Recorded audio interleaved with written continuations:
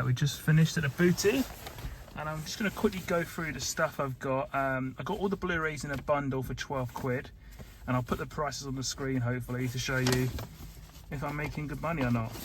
So, got Call of Duty 2 for 150.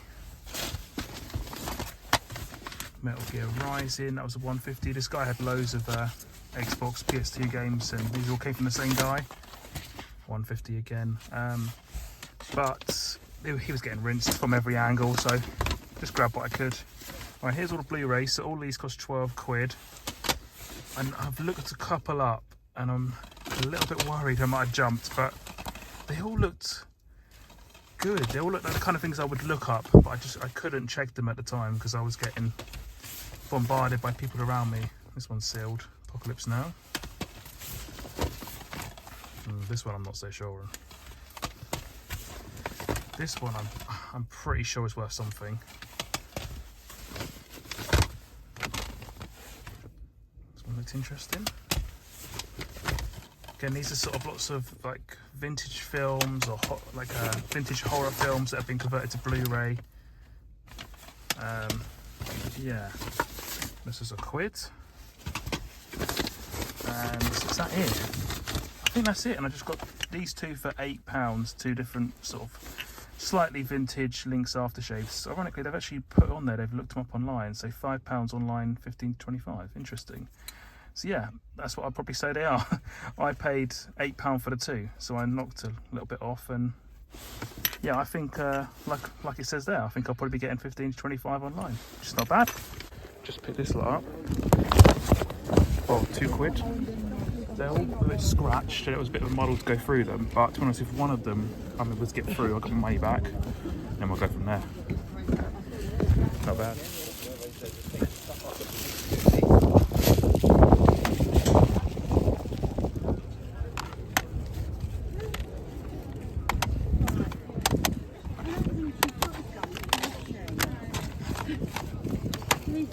This is the third time round I've been to the store. I've just spotted this. It's a bit of a risky one. PS4 with a red controller for 40 quid. So my sort of mindset is, we'll take it back to the car because it's too heavy to carry around. My mindset is I sell the controller to CEX for 22 quid. And now that console, I'm only 18 quid down. And I should get 50 to 60 pound for a tested working PS4 on eBay. That's sort of how I'm gonna go about it. Yeah, I think as long as it works, that's the risk you're taking, you know. I should be a good buy. But we'll find out. Here's a bit of a risky one. £100 for a blue PS Vita, which is quite rare. It's apparently a Japanese only one. And these games, I know it's American, I know it's not in English, but that seems to be quite a rare one. So fingers crossed. I should get a return on investment. £100, got the charger and got the little package case order thing for it as well. I'm kind of optimistic actually. It's a big risk, but I've come here quite late, and I think I might be able to get a good return on it. You know, we'll see. So I've got it home now, and as you can see, it's in really good condition. That's fluff. The screen there's no scratches on it at all, and there's no scratches on the back either.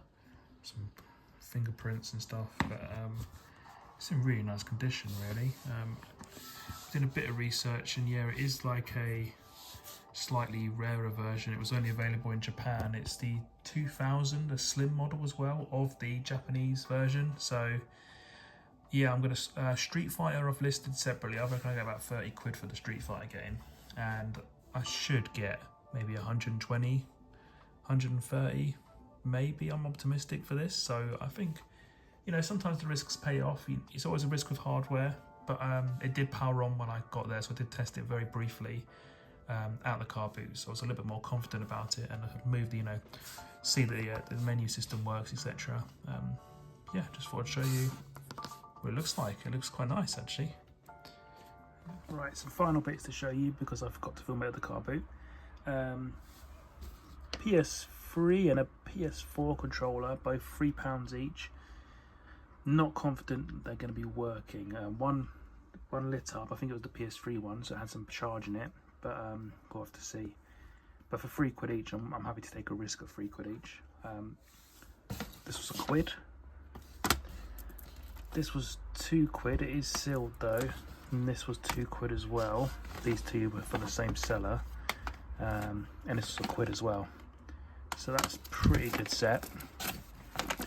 And this is an example of why you need to be careful. So I looked this up on the CEX app, and it came out to something like £11 credit, and I thought, brilliant. Negotiated the guy, got it for about, I think it was £3 I got it for. Then I scanned it when I got home, and it came up at like a £1 credit trade-in. And it turns out that if you look a bit further down on the searches, there's one that's way cheaper, that's got less discs in it, but has almost identical cover art. Has the network logo, which is why I sort of jumped for it. Price all seemed alright to me, but yeah, you've really got to be careful and check the discs. CX do list how many discs are expected, so yeah.